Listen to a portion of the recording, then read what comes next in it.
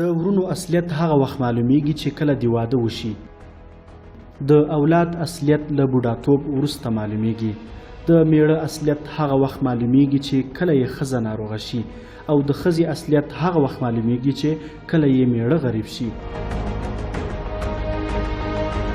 د ملګري اصلیت د مصیبت پر وخت معلومیږي. د تره اصلیت هغه وخت معلومیږي چې کله پلار وفات شي. د عمه او خاله اصلیت هغه وخت معلومیږي چې کله مور وفات شي. د همسایه او ګاونډي اصلیت د ضرورت پر وخت معلومیږي، او د خپلوانو اصلیت هغه وخت معلومیږي چې کله مالدار شي.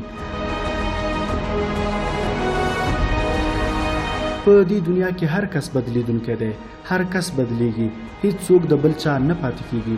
نو د همدې لپاره خپل زړه له هغه الله جل جلاله سره ولګوئ چې همیشه ستاسو سره دی.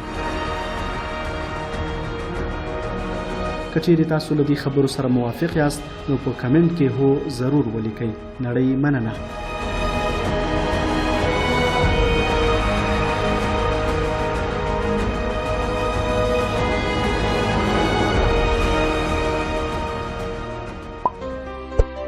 you